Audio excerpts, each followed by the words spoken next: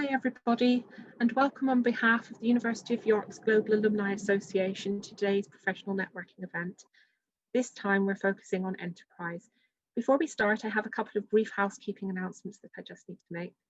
The event is being recorded and it will be available shortly on our YouTube channel for you to relive later. So if you miss anything and you want to catch up later, you will be able to do so. Your camera and microphone will be switched off throughout the event, but we would encourage you to participate fully, and we would love you to ask questions throughout the event using the Q&A box, which of course you can find at the bottom of the screen.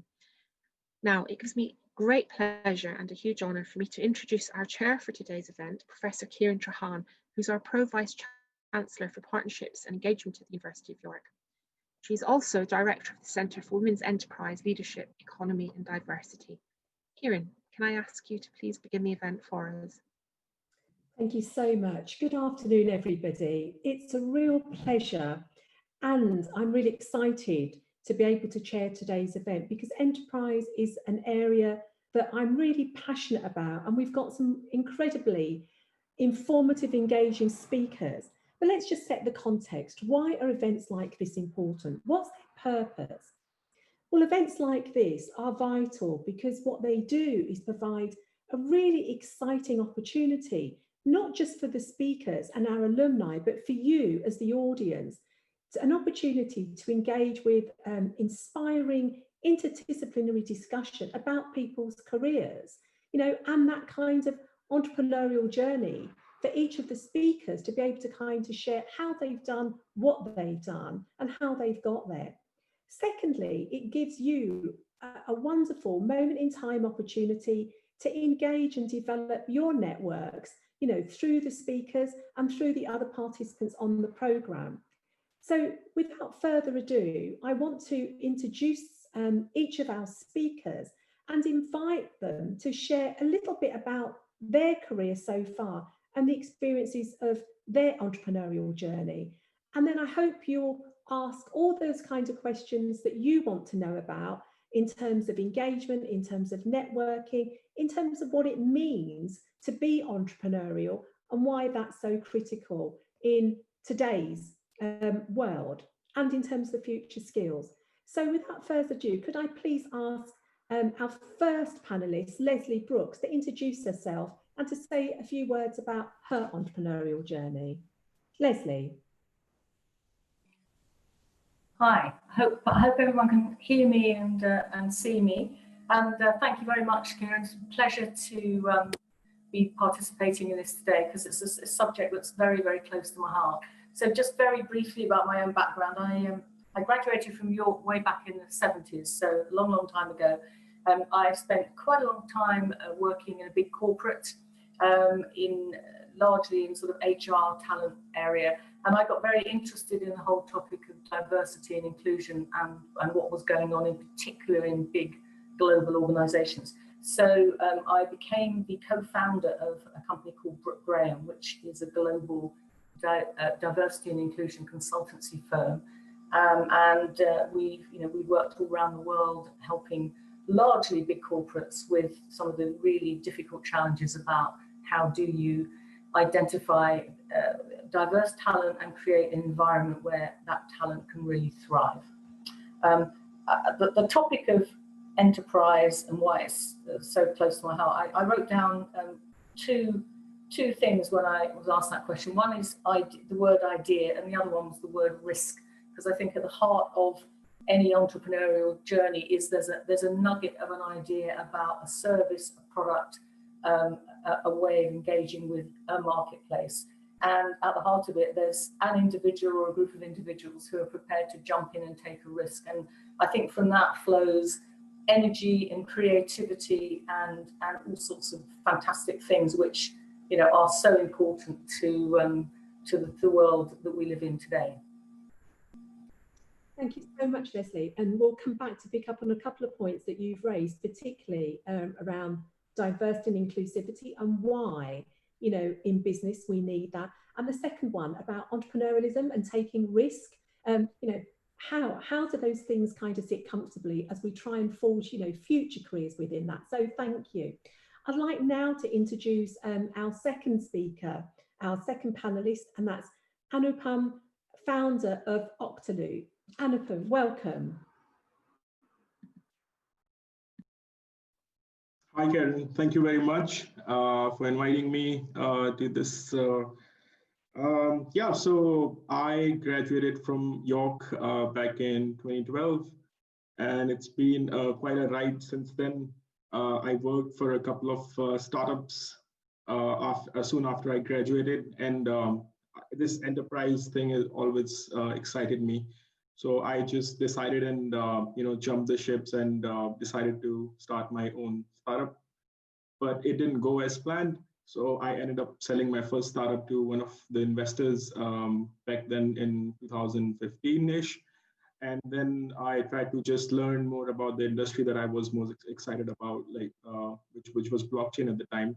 And I worked for a couple of startups in that industry, and then finally started my own a year ago. So that has been quite a ride, and having a great time these days with the company. Yeah. Thank you. I love that metaphor.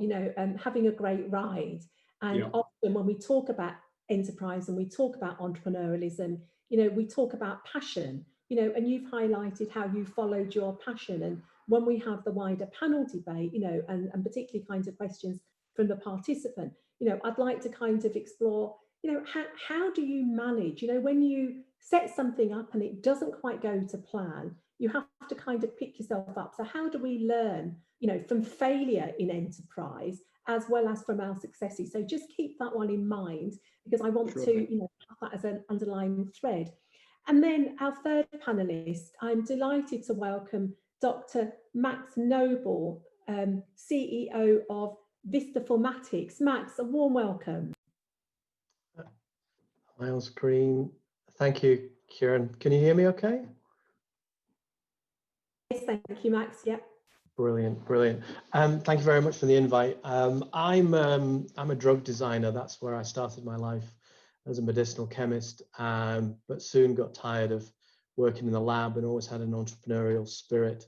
So a few years in corporate, a bit like Lesley, and then I've been self-employed now for 25 years. And over that time, I think I've started probably upwards of 10 businesses. And the one that I'm most proud of is the one that's kind of based off my learning from my degree at York, which was health economics. So I retrained as a health economist about 20 years ago.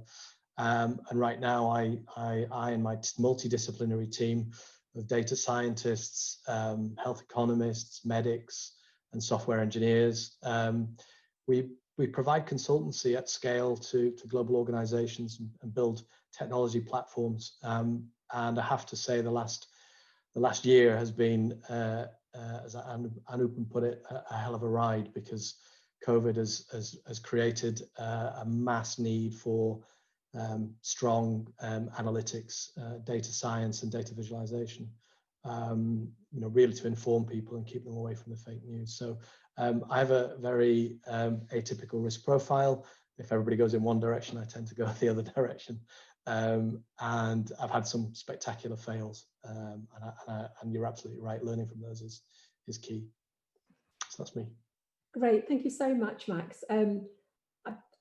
I thought it's really interesting to unpick a little bit around the kind of working in the corporate world and then leaving that, just like Lesley was talking about, to begin to kind of set your own companies up, and particularly for graduates kind of thinking about career opportunities in the future. I'd like us to maybe explore, what does it mean to make a conscious choice about starting your own business, and some of the advantages and some of the challenges as we move forward. And finally, I'm delighted to extend a warm welcome to our fourth panelist, Bethany Watrous, who's the Director and Lead Digital Archaeologist at Experience Heritage. Bethany, warm welcome to you. Thank you. Yes, so I started Experience Heritage after graduating with my master's from university in 2019, so I'm pretty new to it at this point. But I started it because during my studies I found that people who are creating visualizations for heritage don't typically have backgrounds in heritage. So what they're developing isn't necessarily entirely accurate, or they don't understand exactly what they're creating. And then they can't also feed back some of that information that they discover while creating that visualization back to their clients. So I thought that I could merge the two with my specialties in 3D modeling and some of the other visualizations that I do, and create these visualizations for heritage groups so that they would have accuracy, but also be able to really engage their audiences with these immersive visualizations. And I actually started out with a background in film. So I think entrepreneurship is about combining some of the skills that maybe you've picked up along the way and bringing those to create a career that you're really passionate about.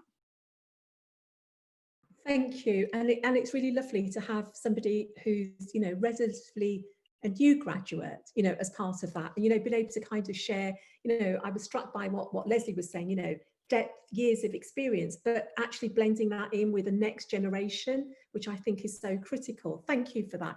Could I ask all our panelists to join me now? Because what I want to do is to maybe begin to unpick some of the threads. Can I just remind the audience, please do feel free to ask those burning questions that you might have.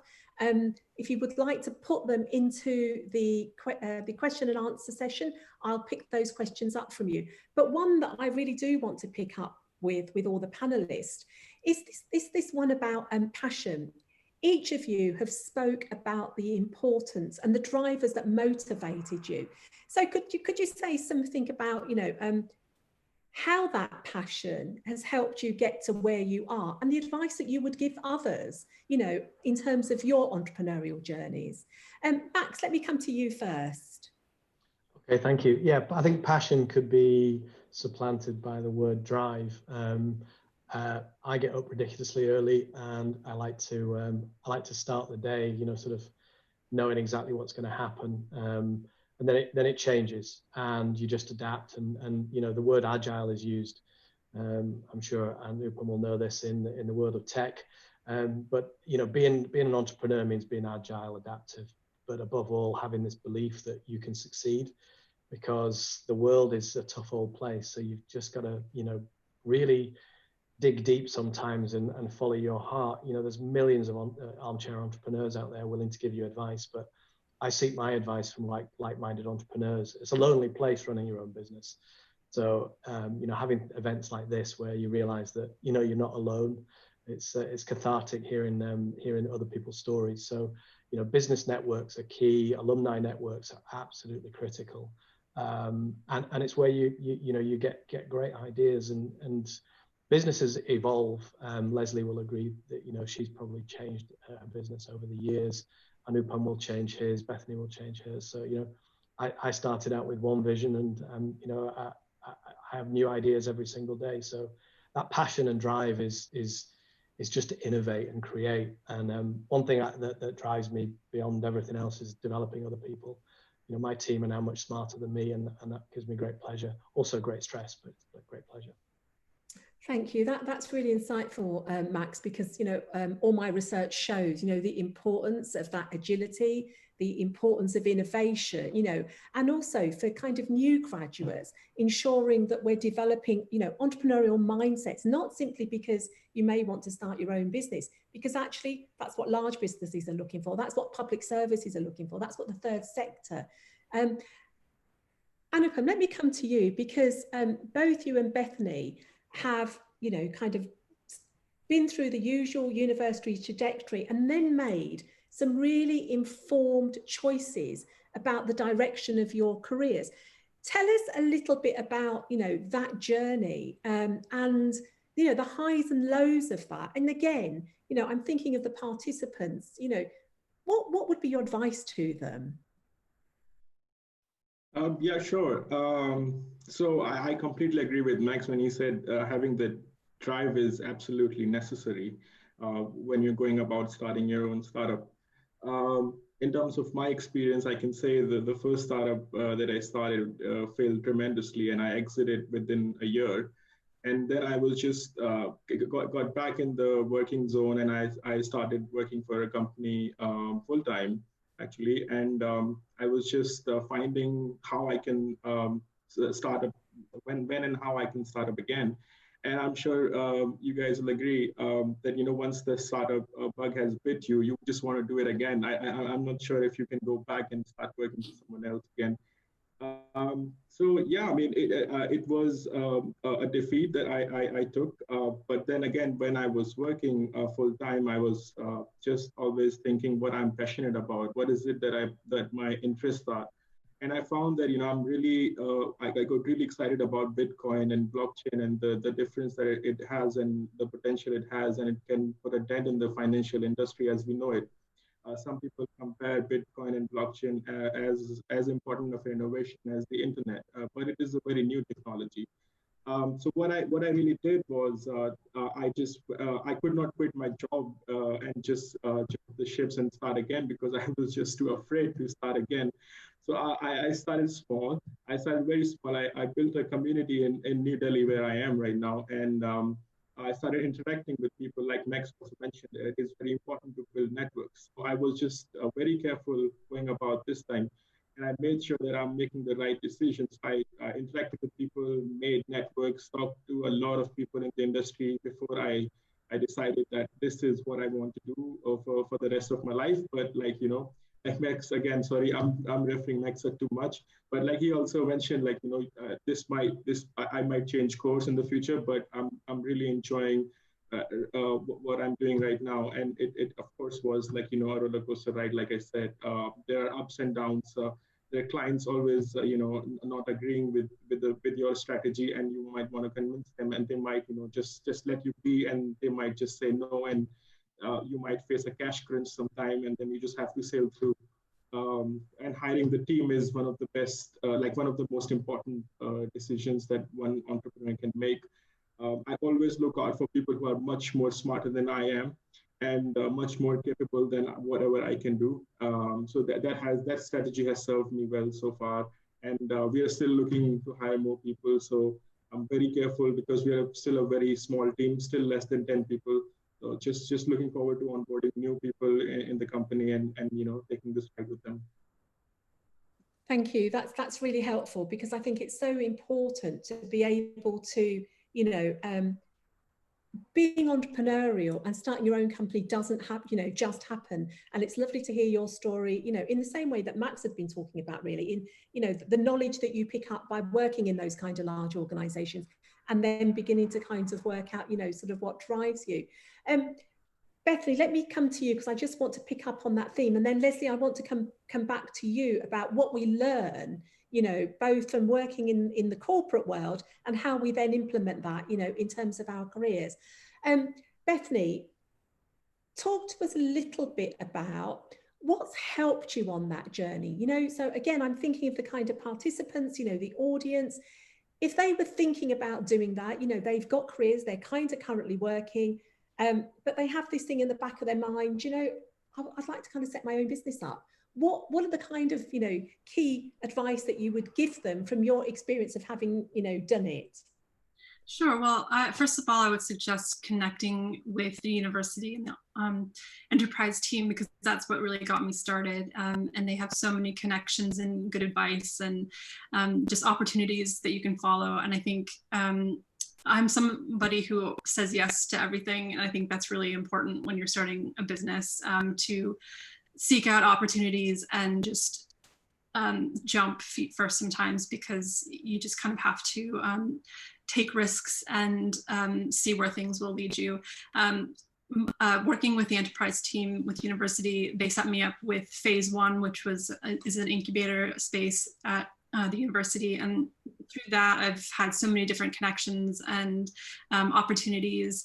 And the university chose me to represent them for the Santander University's Emerging Entrepreneurs program. So that was a really really useful and exciting opportunity to be a part of. So yeah, I would just say that seek out those opportunities, because they won't fall on your lap. You have to go out and find them, and then just really take advantage of all of those opportunities you can. Yeah. Thank you, Bethany. That's absolutely critical and vital, isn't it? We sometimes forget, don't we, actually what's kind of, you know, on our doorstep, you know, in the context of the university. And you're absolutely right. You know, the university is, well, part of what we want to do is to become, you know, lifelong learning. That you might have done your degrees here, but that's not where it ends. It's almost like that's where your journey starts, you know, and all of the kind of support that, you know, we continue to provide and want to, because we have as much to learn from you guys as we do in terms of the services that we can offer. And well done and congratulations around the Santander. I think that is just brilliant. And for me, it's always inspiring to see, you know, young enterprise, you know, flourishing, but with real commitment and with real passion. Before I start picking up some of the questions that are coming through on chat, Lesley, let me come back to you, because you said something which I thought was really important and insightful at the very start, in terms of how you've taken your learning, you know, and worked in, you know, a number of large corporations, but also now supporting, you know, particularly female enterprise. Because we know if we invested in female enterprise at the same rates that we invest in male enterprises, how much that could help actually the UK economy, not just in economic terms, but socially and culturally. So again, from your experience, what have you learned, you know, through your journeys, you know, in different kinds of organisations, and now actually, you know, being an advisor to so many of them? Yes, great questions. And I must say, I was sitting here smiling because there was so much of what the other panelists said, which was absolutely resonating with me. I think there's a lot of shared experience, although we're at different stages of our career. I think one of the questions was around, you know, going from a corporate environment to a startup. What does that feel like? I think that was a kind of, I think it was both the most exciting and most terrifying thing I think I've ever done. It was really, you know, jumping off a big diving board and thinking we got something, thinking that I set up with my co-founder, and you know, we were passionate about the topic of diversity and inclusion. We'd seen so much of what could be done in this space, but the business of running a business, you know, setting up your own business, you don't know if you're going to enjoy the business of running a business, I think, until you get stuck in.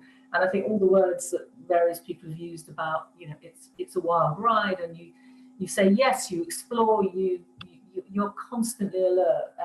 I think it's one of the great things about that.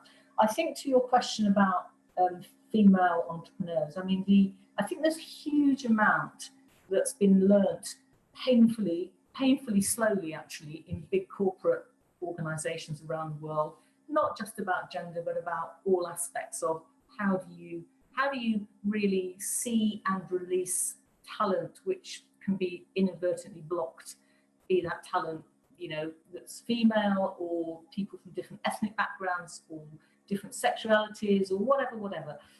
There's so much talent out there that inadvertently gets kind of overlooked and blocked. I think organisations are really trying to grapple with this now, but there's a lot to do. And I think when it comes to, you know, entrepreneurship, I think one of the things that strikes me is how many brilliantly talented young people take the step to become entrepreneurs, partly because they, you know, the pace of this kind of inclusion and change inside corporates isn't satisfying, isn't fast enough for people. So I think, you know, the good news about that is you've got a stream of talented people going into entrepreneurship, and I think there are things that can be kind of harvested from the corporate experience to help people on that journey, if that makes sense. It's a huge sense, and it's you know, helped a flurry of questions which I want to come back to about work-life balance and diversity. You know, and is this the right time to start a new business? But before I do that, I want to go back to a question that Bob Davis has kind of put in the question and answer box, which I think is a really important one. And Max, this one is, you know, specifically for you in the first instance. And the question is really asking, you know, Bob is someone who's interested in, you know, science enterprise, and he's kind of asking, to what extent is starting a science-based business dependent on a new science idea? You know, so in other words, do you start a business because you thought of a new piece of science, or because you think there's a gap in the market which can be filled by some, you know, kind of new or existing science technology? So, you know, which comes first from your experience, Max? I think this is a classic chicken and egg. And my PhD supervisor was arguably a genius, but he was quite philosophical and said, you know, in the land of the blind, the person with one eye is king or queen.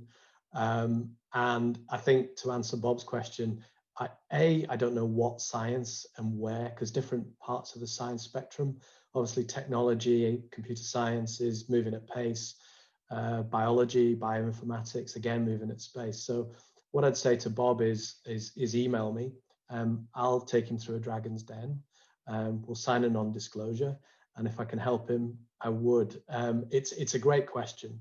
And I spotted gaps, but I had to be in business for a while to spot the gaps. You know, you might find it as a blue sky academic one day, you know, making a new formulation of something, you know, either biotech or chemistry or, you know, something in the physics department. But that's rare to go from that to full exploitation. You need a multidisciplinary team. You need business advisors. You need some friends. You need some advocates. You need a network. Back to what Anupam was saying, and there's plenty of sharks out there. So, you know, if it's a great idea, go with it. But, you know, put your ego to one side and lay yourself bare and be prepared for lots of critique and criticism. It's how it works. You know, if you make an intellectual property, you'll get beaten up, but, you know, get some good contracts in place and make sure that you keep your IP nice and safe. Thank you. Thanks, Max. That's really, really helpful and a wonderful offer, you know, and that's why events like this are so important. You know, it's not just about listening and hearing and being inspired or challenged. It's about how can you make those connections and support each other as you move forward. I really like the next question, because given COVID-19 and how much we have learned, you know, collectively in the enterprise space, but this is one about work-life balance. And you know, I started off by saying, you know, I'm passionate about this agenda. It's where my research is. You know, I've kind of grown up in this sort of environment. You live it, you breathe it. And so, you know, the question to all of you is, that how do you manage work-life balance? Because you've all shown how committed and passionate you are. But when do you stop? So wherever you like in terms of a starting point. And it would be good maybe to hear from each of you in a sentence or so in terms of, you know, your take on that. I'll have a simple phrase. If you want to be an entrepreneur, don't expect to take weekends off. That's it. You work, it's your life, it's your work, but you have to then interplay that with you know, doing things like sport and spending time with your family, and there becomes a great deal of understanding that, you know, that what makes you you and what attracts other people to you is the fact that you've chosen to be an entrepreneur. So don't change because you're an entrepreneur and fit into everybody else's mold, because that would just be alien to your values and beliefs. Sorry, that was longer than one sentence, but don't expect to take a weekend if you want to be an entrepreneur. Thanks, Max. I have a thought. I actually, funnily enough, I think I found managing work-life balance, I wouldn't say easier, but it felt more in my own control as an entrepreneur than when I was in a big corporate. Because, you know, if I was working a weekend or working late or deciding to just, you know, focus on something in a very intense way, that was my choice. It was entirely my choice. It was my business. You know, it was entirely in my grip. And so for me, that felt healthier than, you know, fitting in with a corporate agenda where I was being expected to fly off to place X for a conference I didn't particularly want to go to, or whatever it might be on some occasions.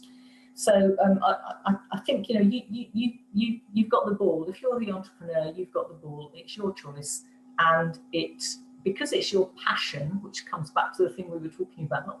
That passion often carries you through because it gives you the energy and the drive and the excitement of it being your baby, if you like, that is just fantastic. So yeah, it's not easy, but it feels more healthy in my view. Thank you, Lesley. Bethany. Yeah, just going off the back of that as well. I think when you're connected to what you're doing, you can kind of watch when you are getting overstressed or overworked, and know what you can handle and what you can't handle. So, you know, there's always going to be work that needs to be done when you're an entrepreneur. You're doing about 5 different roles at once, but you can't continue to do that if you run yourself ragged either. So I think you just, for instance, I keep track of my hours just so that I have an idea of what I'm actually doing to myself and what projects I'm working on, and keeping an eye on yeah, just what I'm doing, so that I make sure that I do give myself some time when I have the opportunity to take a break and allow myself to take a break. Thank you. That's really helpful advice. Anupam. Yeah, I agree with Lesley also. I mean, I think work-life balance is absolutely crucial, and taking a vacation doesn't hurt. What has worked for me is like if I work weeks after weeks and take no breaks, that kind of impacts my decision making and work also. So that kind of everyone has to keep in mind. But that said, you know, it's everyone works differently, and you just have to do it and try to see what works best for you. And you know, a vacation in a year or 6 months, a break for a week is probably something I would definitely recommend to just get some clear headspace. Thank you. I want to move on then in terms of, you know, when to start an enterprise. So the next question is very much asking, is now the right time to start a new enterprise? You know, given the pandemic, given, you know, the challenges that Brexit may or may not bring for us, or should, you know, this individual wait a year or two? So is there ever a right time to start a business? I'll take the first question. No, there's never a right time, and you have to just grasp the nettle and get on with it. And it takes a while, you know, from idea through to one of my businesses. I interviewed with 30 banks before I get my first loan. So, you know, Walt Disney has a similar story. So, you know, obviously he's much bigger. But the idea is that you start when you start. I started a business just at the start of the economic crash in 2007. You know, that one didn't go so well, but you know what, you learn. So I would say just get on with the idea. You've got a lot of research to do. You've got networks to build. You've got, you know, things to test. So, and you've got a captive audience. Everybody's at home bored now. So use that time to run your focus groups and you know, get people to give you their thoughts and ideas. Thank you, Max.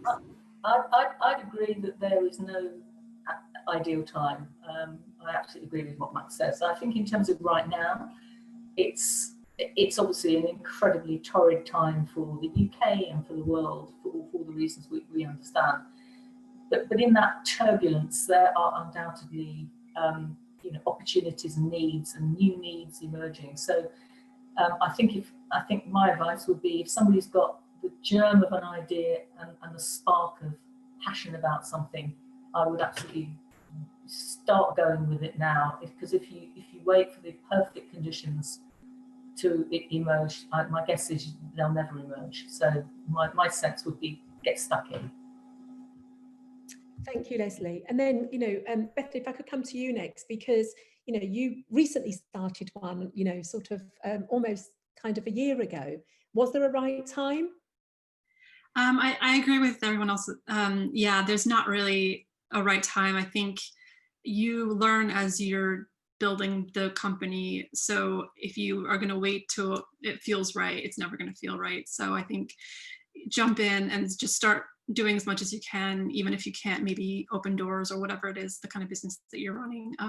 Get all that groundwork started, because it does. I'm still doing a lot of groundwork, and I'm in my 2nd year now. So yeah.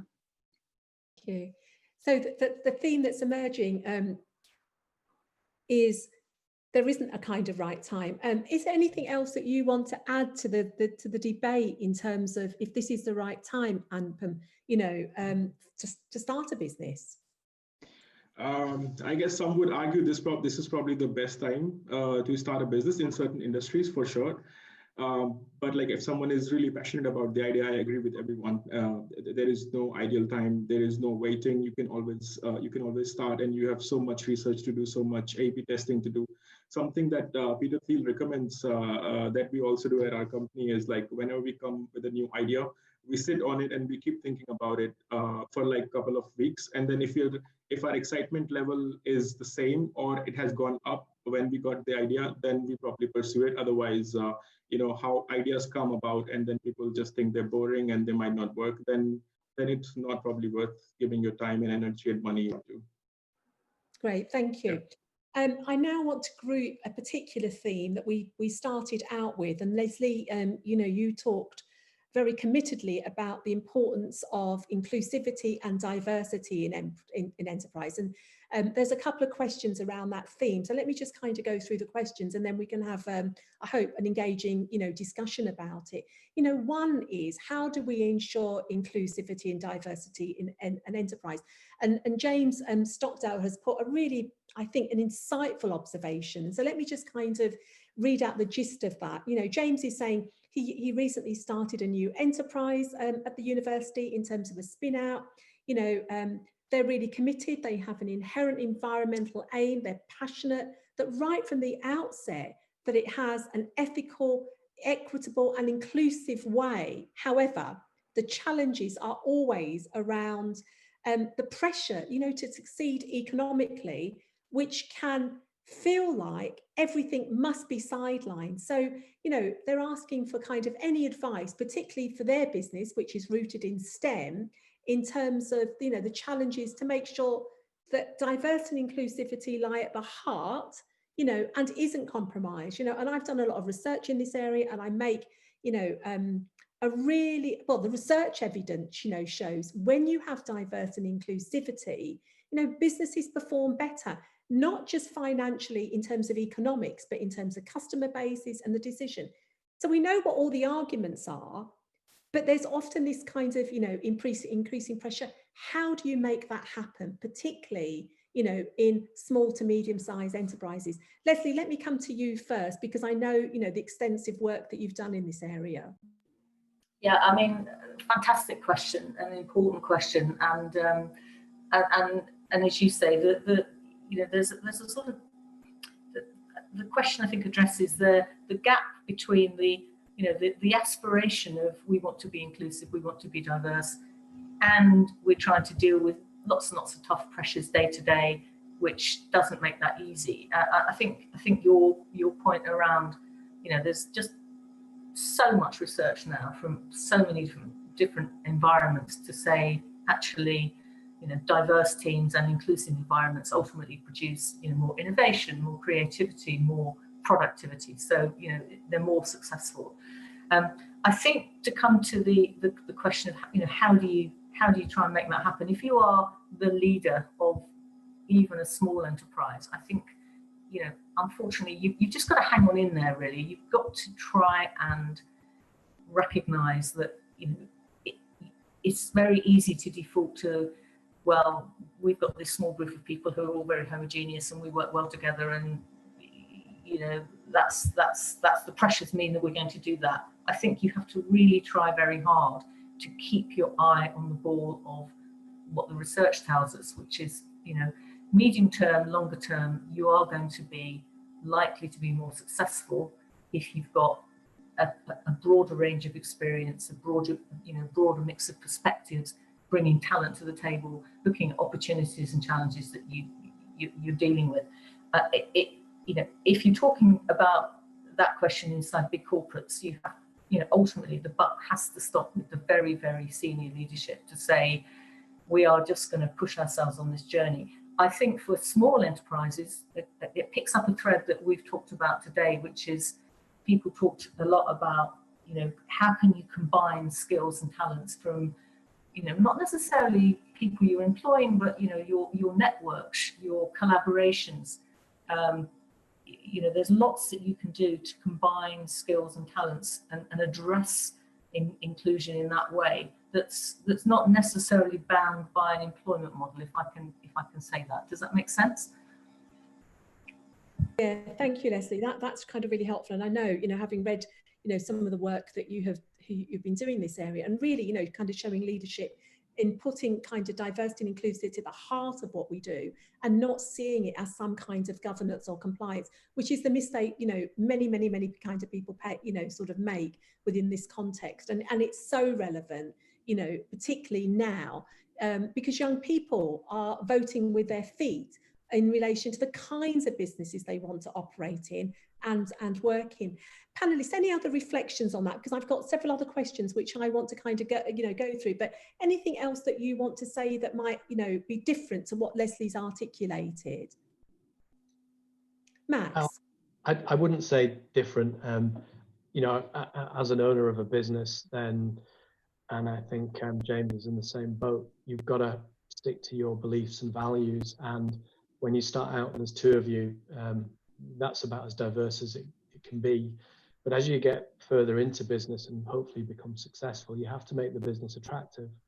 It's a bit like having a really strong CSR. The more diverse that you want to be, the more diverse you will be. And that's not positive discrimination. That is just making the business attractive for other people to come to. Whether that's high science, high technology, you've just got to set those aims and look after that. It's actually precious. And one of the best quotes I've heard in the last 10 years is from the chief exec of BioNTech. As you all know, he's lovingly created the new COVID-19 vaccine, and he still goes to work on his bike. And when he was asked by the German newspapers whether he would sort of support the fact that he was a Turkish immigrant, he said, intellect doesn't have ethnic boundaries. Now we go one step further, it doesn't have gender boundaries. So you just have to demonstrate that to the world that this isn't a paper exercise. These are the beliefs of the business. Make that your core and you become attractive, and all of a sudden things start working.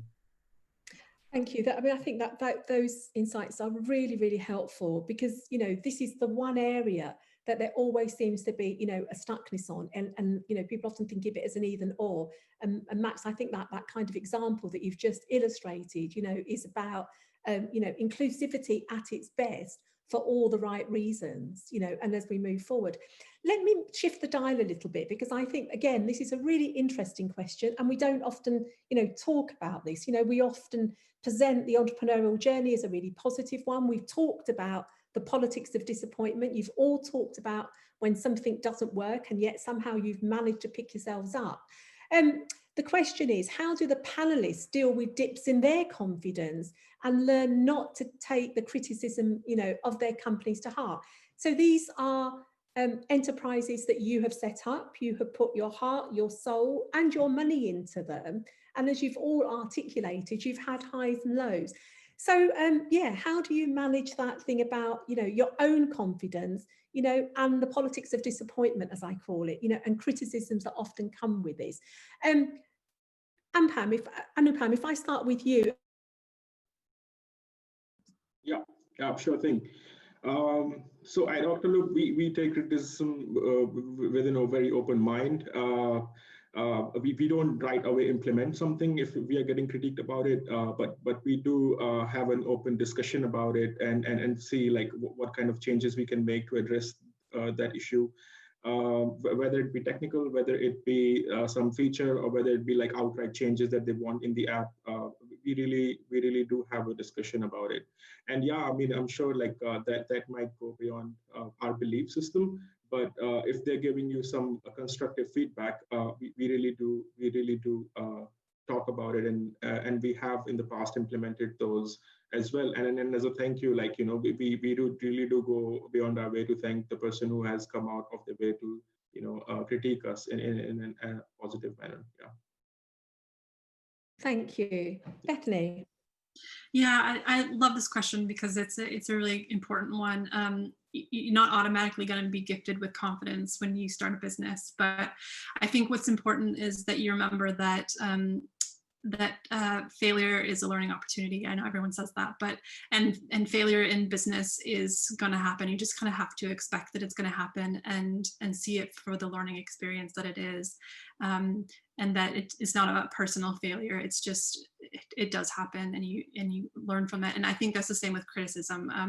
Sometimes it is hard not to take it personally if it's something that you've developed on your own. But if you can change the way you think about it and think about it as, well, what can I learn from this? What are they saying that I can, go away and change about what I'm doing? I think that helps a lot, because then it becomes an academic experience. Thank you. Lesley, Max, how have you dealt with the confidence issue in your careers? Lesley? Yeah, I absolutely build on the comments from the previous two speakers. I think there's a big thing about trying to recognise, first of all, that inevitably, you're going to have good days and bad days. You're going to have things that just don't go well, and one of the key kind of things you have to develop as an entrepreneur is resilience, and recognise that you dust yourself down and sort of crack on. I think the point about really having an open mind to thinking about, well, what can, as the last speaker said, what can I learn from this? What could I have done better?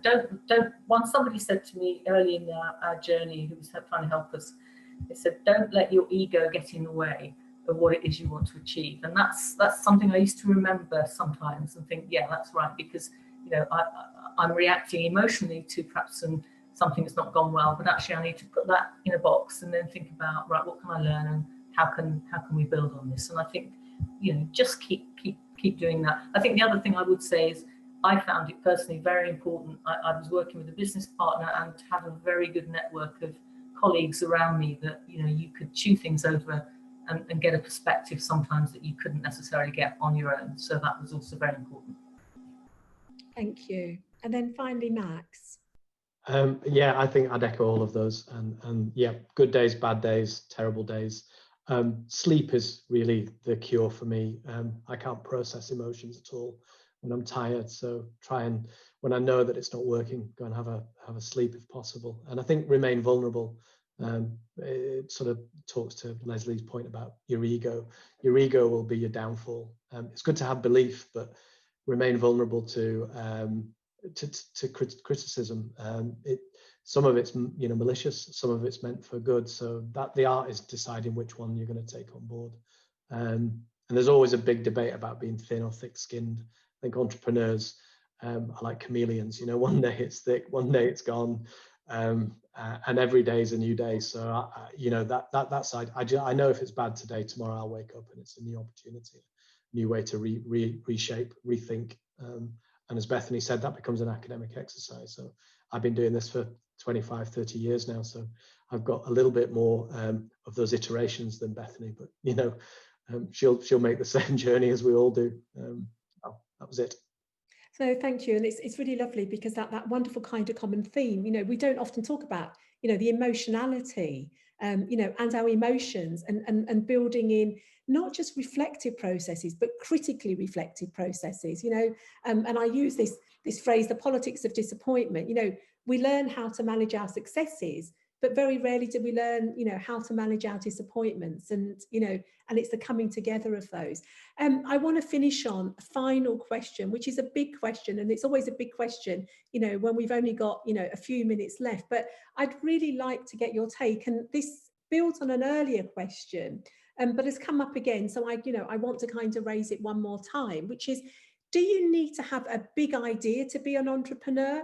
And if so, how do you know when you found that one? So, we're back to your own personal experiences between, the big idea and doing it, So, Max, if I come to you first on this one. The short answer is no, you don't have to have a big idea. The big idea might come, might not, but start your journey and see where it takes you. I'm a big fan of psychic income, and just building up ideas, testing things, breaking them, and eventually you may come across the big idea. But you've got to be out there looking for it, and you won't find it by just thinking of it. You've got to go and see it, and whatever market you're in, there are ideas that are there. And the only last piece of advice I would give is a lot of entrepreneurs decide to stop because they think someone else will have thought of it. That may or may not be the case. So just get on with it. And if someone has thought of it, just do yours better. Great, thank you, Max. That's really, really insightful and good advice. Anupam. I totally agree with Max. You don't have to have a big idea to make it big. You can start small. Every enterprise starts small. And if it is not working out your way, like Max also said in different words, but I would say, keep A/B testing, which basically means, keep trying different things within that same idea, or keep trying different things that you're passionate about. Eventually, if you're passionate about the industry that you're working in, and if you start building networks, I'm pretty sure you yourself will find a way. And if you are resilient enough and you know when not to give up and when to give up on a certain idea, I think those are two most distinctive factors that you have to keep in mind going forward. If you've decided to give up on an idea and decided to work on something else, then you should totally focus on something that is new and that is exciting for you, and then not something that you've left behind, because it's very difficult to leave something behind because you've built it as your baby and you've nourished it and you've fed it, you've everything.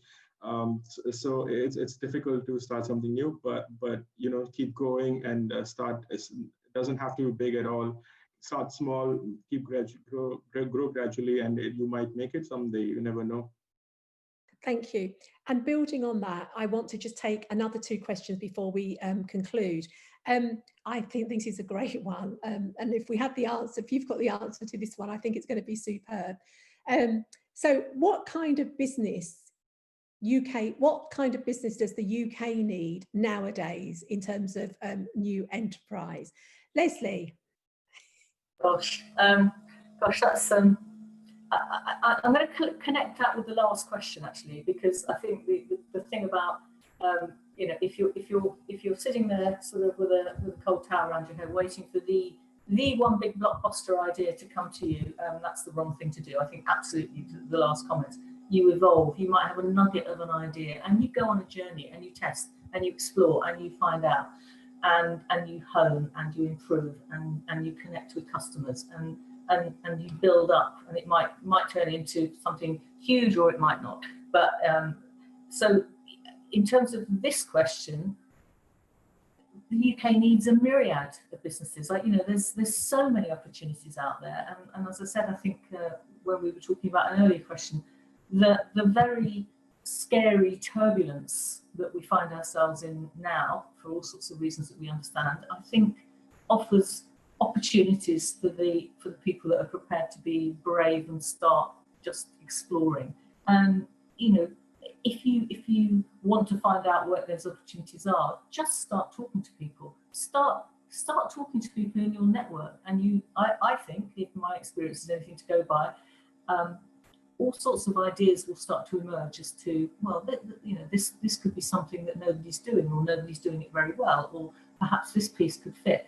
So yes, I think there's, you can't give a one-word answer. There's so many opportunities at the moment, I would say. Thank you. Bethany, any in terms of the question that we've just sort of bringing those two things together, any final comments and reflections from you? I guess I would just add to what everyone said, is just start with a need that you feel that you experience in your life, or something. It's not about looking out and looking like, what's the big idea? It's about what am I affected by? What's the problem that I can solve, whether it's big or small. And that's where you start and grow from there. Sorry, thank you. I'm going to take one more, and I'm going to just take license, with just a very quick response, maybe from one or two of you, before I just pull some of these things together.